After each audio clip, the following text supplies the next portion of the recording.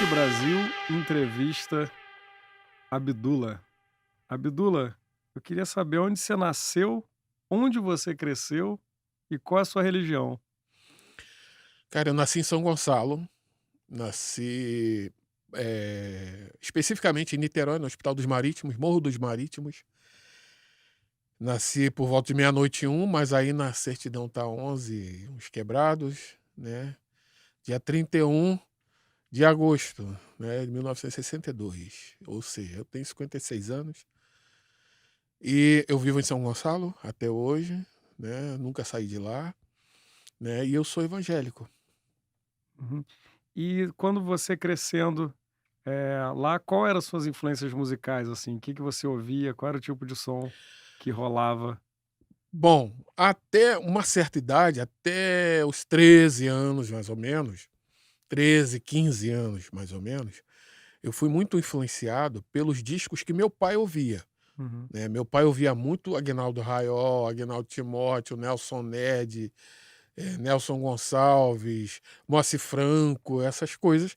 Então eu como meu pai ouvia muito esses vinis, eu ficava lá com meu pai. E meu pai era seresteiro, né, meu pai cantava pra caramba, era seresteiro, e eu ia com ele uhum, em algumas serestas, né, quer dizer, as que eu podia entrar, porque eu tinha 15 anos, 15, 16 anos, as que eu podia entrar, eu ia com ele. Então a minha influência até os 16, 17 anos foi essa aí, foi uhum, essa galera aí, uhum, né. Depois, aí, por conta do colégio, por conta de professor, amizade com professor e outros alunos, né, que eu estudei lá no colégio Raul Vidal, era um colégio mediano, né, não era nem muito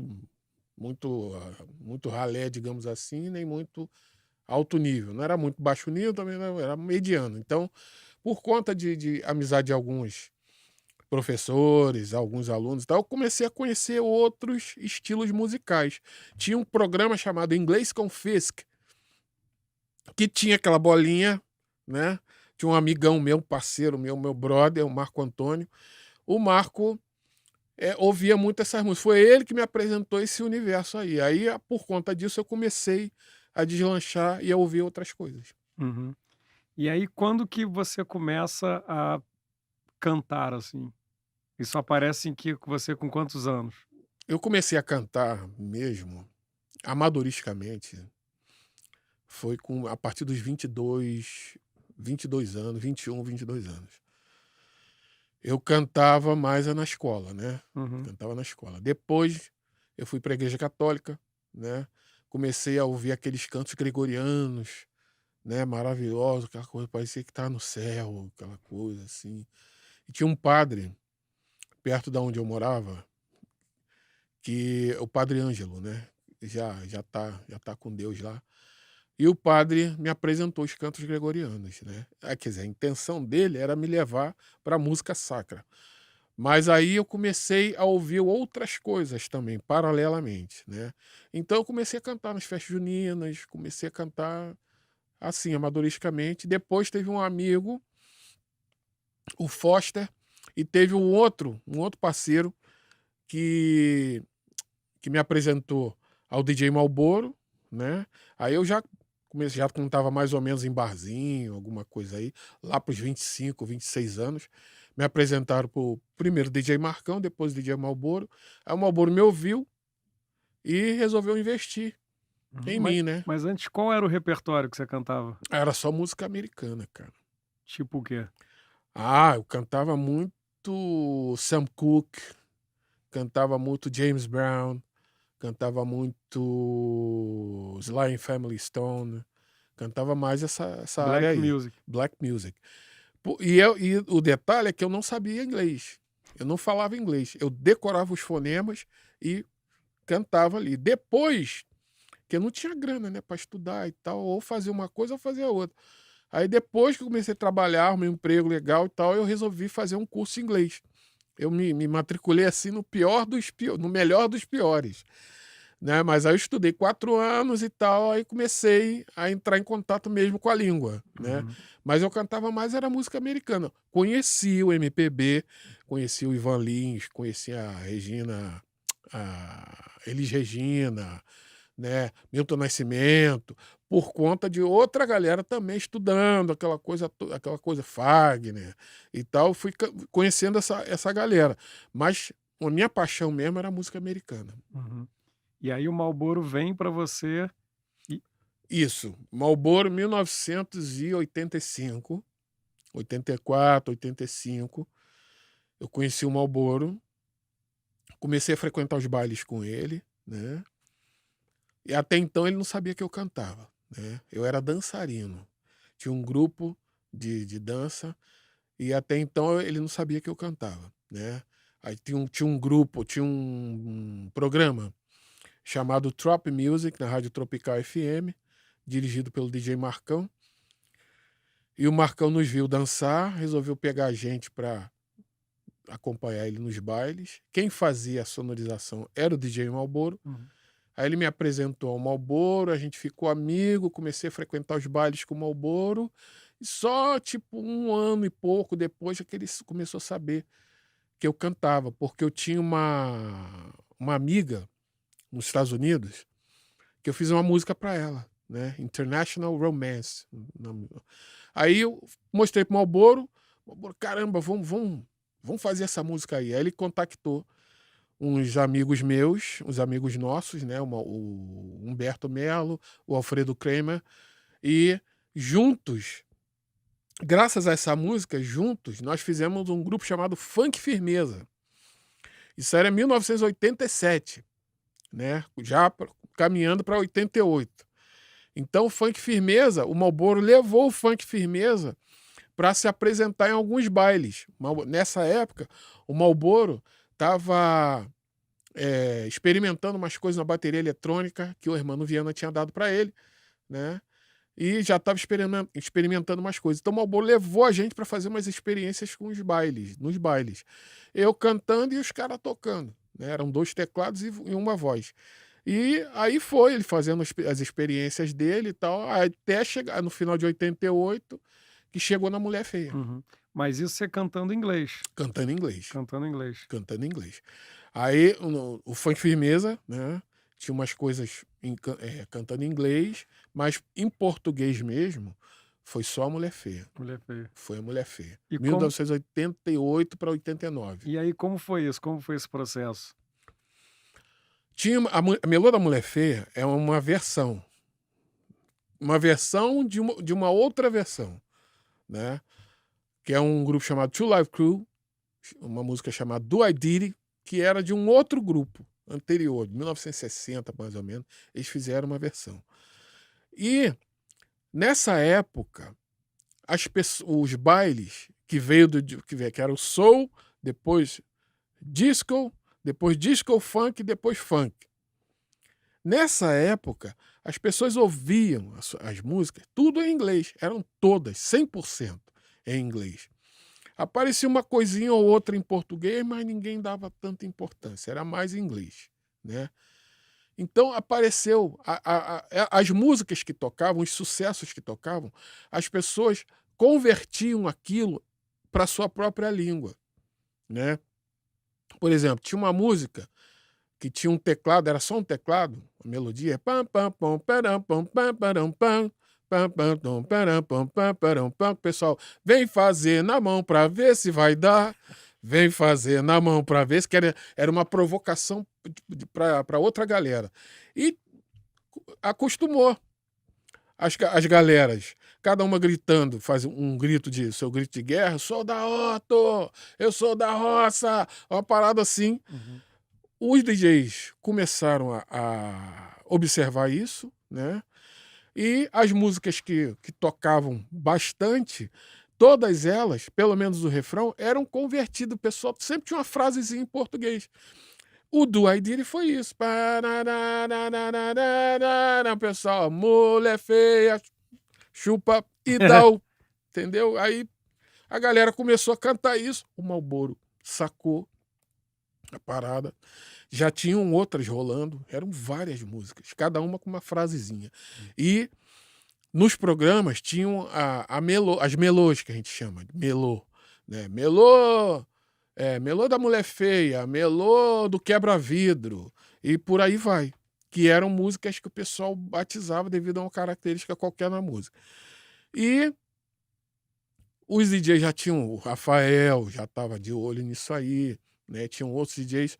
O Rafael, o Marlboro, Grandmaster o Rafael. Grandmaster, É. isso mesmo. Já estava de olho, né, Uhum. nessas coisas. Ele e alguns outros, mas só que o Marlboro tomou a dianteira nisso aí. Ele me chamou, né? Eu vivia colado com ele, quase todos os bailes eu estava com ele. Uhum. O pessoal me chamava de cupincha do Marlboro, Abdullah é cupincha do Marlboro e tal. Eu não ligava não esquentava não, tava coladão com ele. Eu ajudava ele a pegar os discos lá e tal, levar os discos. E aos poucos ele ia me colocando a par do que estava rolando, né? Ele foi a Miami, conheceu o Two Live Crew, voltou com essa ideia na cabeça. Aí ele me chamou um dia na casa dele, mostrou a música, cara, vamos fazer uma versão em português dessa música que vai arrebentar. Vai arrebentar. 1989 a gente fez. Em uma noite a gente fez o Melô da Mulher Feia. Aí ele levou, quem estava tocando nessa época, na Tropical, era o Grandmaster. O Grandmaster ouviu a música, sacou tudo na hora, que o Grandmaster é um cara muito inteligente, sacou tudo na hora e resolveu dar uma força. E tocou. E foi uma experiência muito bem sucedida. O Marlboro, naquela tarde, o Marlboro virou, cara, olha só, quase o dobro de pedido das outras músicas. Na Mulher Feia, pessoal, Mulher Feia Nacional, Mulher Feia Nacional, Mulher Feia Nacional. Quase o dobro de pedidos. Aí deslanchou.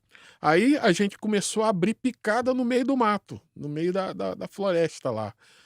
O Mulher Feia, na verdade, foi o primeiro funk, que eu saiba, foi o primeiro funk em português no Brasil. Então você é o primeiro MC de funk brasileiro. Eu creio que seja. Eu creio que seja. O primeiro MC de funk brasileiro. Que eu saiba, pelo menos na mídia, alguma Sim. coisa assim, realmente fui eu. Aí deu origem ao Funk Brasil, né? Volume 1, que depois veio o Batata, Entre Nessa Onda, veio o Guto, né? O Melô do Bicho, veio o Ademir Lemos, que foi uma aquisição maravilhosa. O Ademir era tipo o papa, o vovô do funk. O Ademir foi o cara que inventou o baile mecânico, que até então era feito com banda. O Ademir, em 1970, fez o primeiro baile chamado Baile da Pesada, junto com o Big Boy, que era um locutor. Ele fez ali no Canecão, né? Quer dizer, Marlboro teve uma sacação show de bola chamar o Ademir para compor o Funk Brasil. E o Cidinho Cambalhota, né, que fazia bailes, rodava os bailes, passando o clipe, né? Chamaram o Cidinho também e a gente compôs o Funk Brasil. Eu, Ademir, Guto, o Batata e o Cidinho Cambalhota, Funk Brasil 1. E aí, a partir daí, você vira um MC profissional? Você começa a viver como MC? Ainda não. Ainda não. Ainda não. Eu trabalhava ainda naquele universo de 9 às 6, trabalhava na Xerox do Brasil. Fiquei ainda, uns 3 anos ainda, trabalhando como... Mesmo com o sucesso todo Mesmo do com funk sucesso Brasil. rolando, ainda fiquei uns 3 anos trabalhando ainda. Na verdade, eu fui ser MC profissional porque eu fui mandado embora do serviço. Porque o tempo não estava mais dando. Eu estava começando a faltar demais. E chegou uma hora que o negócio fez uma bifurcação. Eu ia para um lado, eu ia para o outro. Né? A gente já estava lançando o disco já. Eu tive que faltar trabalho para fazer a capa do Funk Brasil. E os próprios caras lá do trabalho falaram, cara, vai nessa aí, bicho. Vai nessa aí. Você já está no esquema já. Vai nessa. Aí foi o que aconteceu. 3 anos mais ou menos depois, já fazendo show e tudo, aí os caras me mandaram embora, eu fui ser MC profissional. E aonde que o funk te levou? Para que lugares? Cara, o funk me levou a fazer 2 turnês, né? O Funk Brasil foi mais ou menos, foi mais aqui, Rio de Janeiro, Vitória, alguma coisa assim no Planalto Central, a gente chegou aí no Brasília, né? Fizemos assim alguma coisa em Norte e Nordeste, alguma coisa. Mas era assim uma coisa muito embrionária ainda, era muito no comecinho. Depois eu lancei o meu primeiro CD solo, meu primeiro disco solo, chamado Sonho Secreto, aí sim. Isso rendeu uma turnê de mais ou menos 1 ano no Brasil.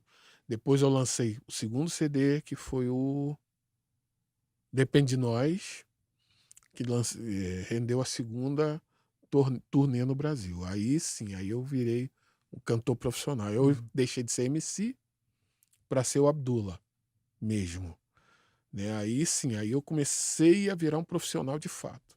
Mas você cantava funk nesses discos ou cantava de tudo? Voltava, você chegou a cantar as músicas em inglês de novo ou não? Era só funk brasileiro, assim, Não, eu cantava algumas em inglês? inglês, até por sugestão do Marlboro, Sim. né? Falei: "Não, canta algumas músicas em inglês Uhum. sim, né, canta que é legal, que coloca você num patamar diferenciado dos outros", né. Mas do funk Brasil até o primeiro disco solo, né, eu ainda fazia uns bailes como MC, Uhum. fazia uns bailes ainda como MC. Depois que eu lancei esse primeiro disco solo, tinha umas músicas, mas as músicas que estouraram, curiosamente, não são em inglês. Uhum. E eram todas uns funk com a batida de funk. Tudo funk, é chamado funk melody, que é Uhum. lá fora chamado de freestyle. Sim. Era o funk melody. O pessoal, pra você ver, cara, tudo tem uma tradução, tudo tem uma traduçãozinha, que aqui o pessoal chama de funk melody, né? Uhum. E as músicas que estouraram aqui foram todas em português, Uhum. mesmo tendo gravado em inglês. Sim. E como que você vê o funk hoje, Abdullah? Cara, é como a gente estava conversando lá embaixo, né, bicho? O funk teve várias fases. O funk, pra mim, teve várias fases. Teve a fase que tinha voz, teve a fase que não tinha voz, que eram as montagens, né? O pessoal montava ali, não tinha voz. Os MCs ficaram em segundo plano. Isso ficou um tempo, levou um tempo. Graças a Deus voltou, os MCs voltaram com força. Teve a fase das duplas de MCs. Teve a fase das MCs, as MCs femininas, né, as meninas, né, que batalharam, correr atrás, a Cacau é uma delas, né, e correr atrás e conquistar o espaço delas. E agora está essa fase aí do funk 150, né. Como eu falei, honestamente falando, uma das piores fases para mim é essa fase aí do funk 150. Eu sinceramente eu acho que foi um passo atrás. Me desculpem os MCs que cantam esse funk 150, a galera que corre atrás aí, que batalha nessa área aí, mas para mim isso aí foi um passo atrás. O que que você acha que foi atrás? O que que você acha que você acha que tá pior? Cara, o que tá pior é a mensagem que eles passam, que é nenhuma mensagem.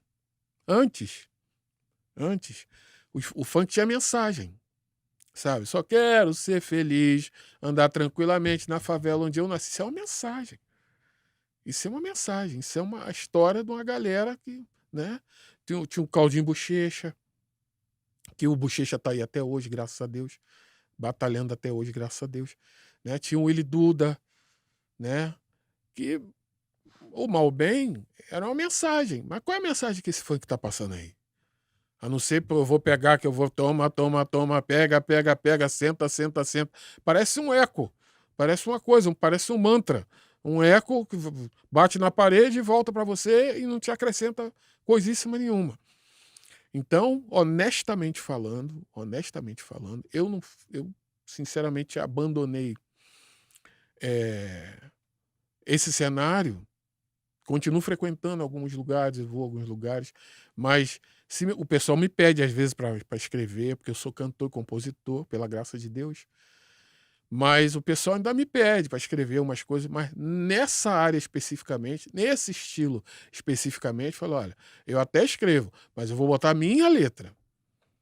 Não essas letras chulas que estão rolando por aí, porque, na minha opinião, particularmente, pode me chamar do que for, tá liberado. Tá liberado. Mas, na minha opinião, é um passo atrás. Uhum. E como que você vê o funk no futuro? O que você acha que vai acontecer com ele? Cara, é difícil dizer, porque o funk já teve várias caras. Teve várias caras, assim.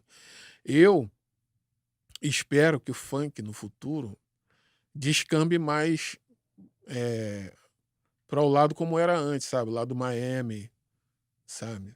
Para esse lado mais calmo, o lado mais, digamos, como é que eu vou dizer? O lado mais normal, o lado mais romântico, né? Como é o Marcinho, por exemplo. Marcinho é um cara super romântico que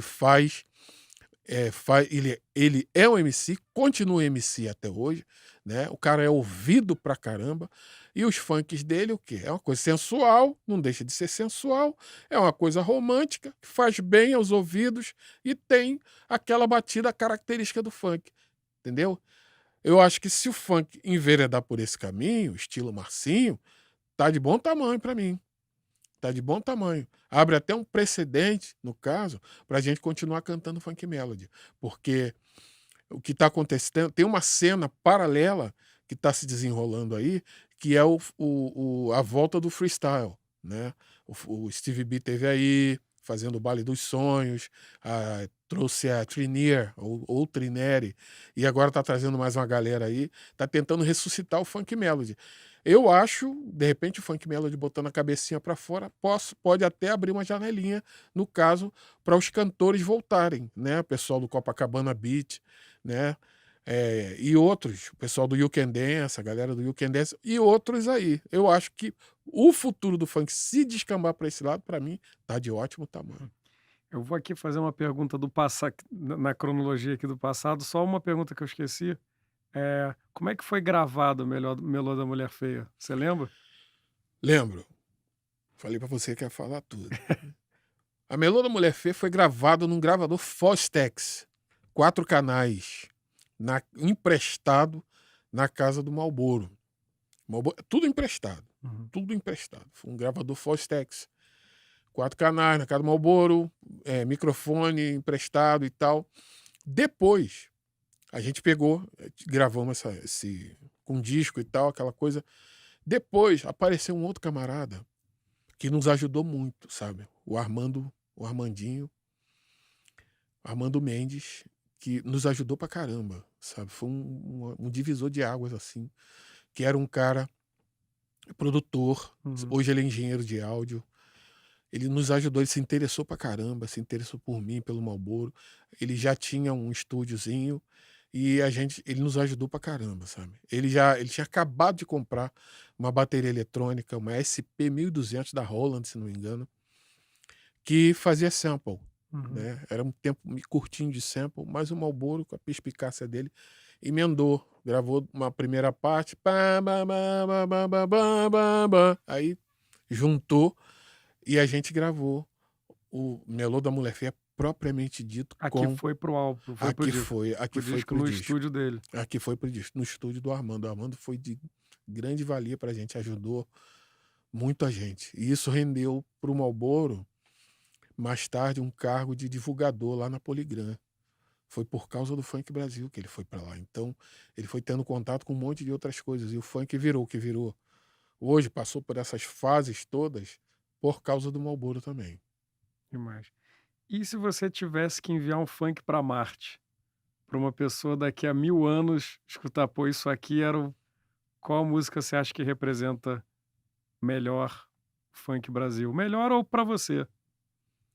Funk Brasil, eu mandaria, olha, assim, na boa, eu mandaria a música do Batata, Entre Nessa Onda. Entre Nessa Onda, eu acho que seria melhor, por causa da letra, né? E mandaria o Melô da Mulher Feia também, que foi o ícone, né? Que foi o primeiro, mandaria essas duas. Abdullah, muito obrigado. Valeu, eu que agradeço. Valeu, gente.